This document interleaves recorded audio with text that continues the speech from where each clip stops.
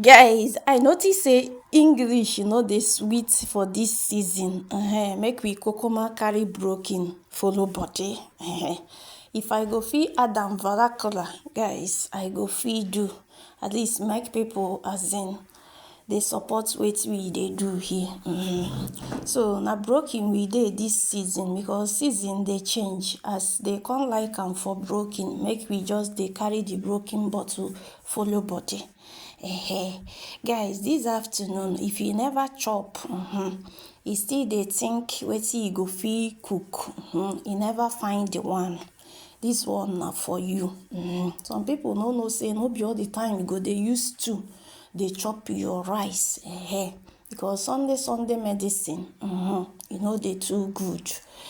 Sometimes we go kukuma change the things wey you dey always eat. No be all the time we go dey focus dey eat one thing. I just decided to carry this one come for una. For those wey dey always chop stew with their rice, without noticing this one, guys, gather here. This one go chocolize you. Wetin I dey talk be say this one na ogbonga green. This green, I no dey too dey see am, but as I come finally see am, I say, the stew don tire me. Because when you dey chop one thing, e dey tire person. I say never. Make I just grab this green, make I use am garnish stew wey dey different like the one wey I dey chop all the time.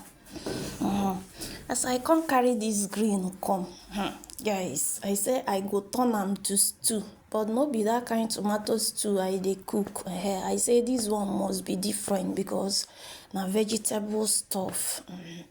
I say make at least e taste more, e taste good small. Make I no come just carry the green come chook for pot like that, dey cook am like that. E no go have taste. Make you come taste me as if na stew I dey eat, but come dey different. So wetin I do be say I carry ogbonga wetin dey call am, blended pepper, green and red one.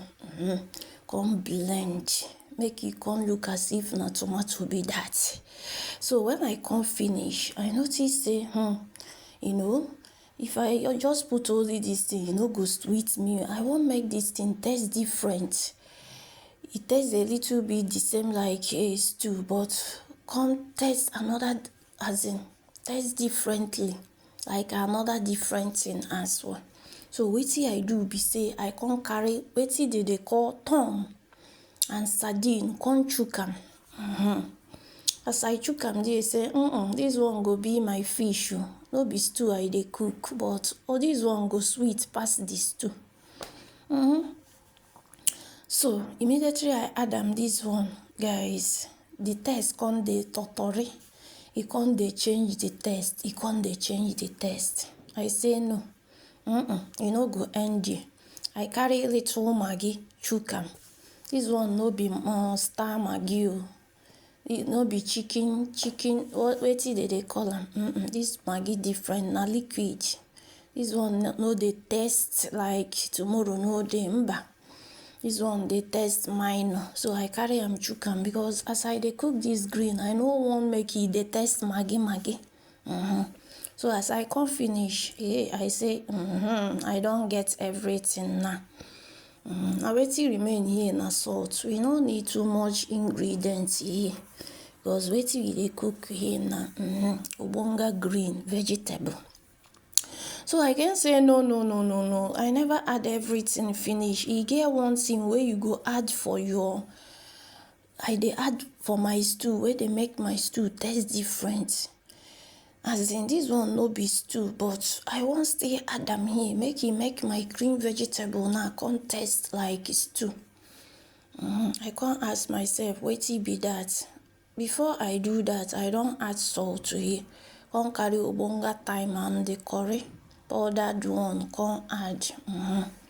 So I come dey think, wetin that thing I dey add wey dey make my stew come taste sweet even when maggi no come dey am too much. I can't remember saying a crayfish. Hey, if I cook this thing, crayfish no enter am. I wonder how e go taste. E go take taste. So as I chook am crayfish, I talk say I don cook, the food don finish be that. Because vegetable na the last thing person go fit add. As I come put crayfish, I say everything don normalize before I carry my ogbonge main ingredient wey be my green vegetable come chook am.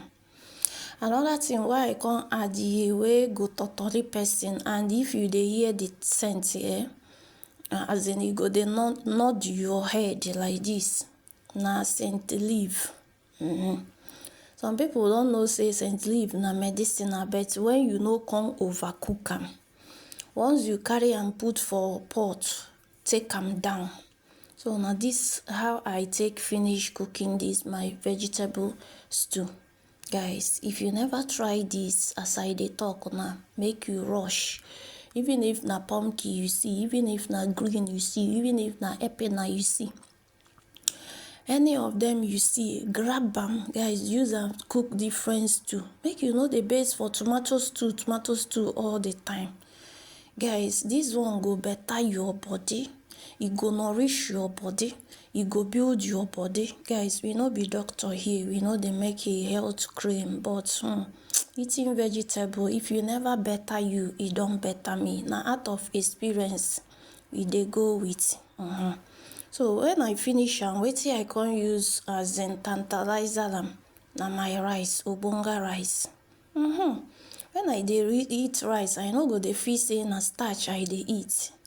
I go say at least vegetable don cover am. E no go dey do me to starch, rice starch, everything starch. As in vegetable cover everything wey dey here.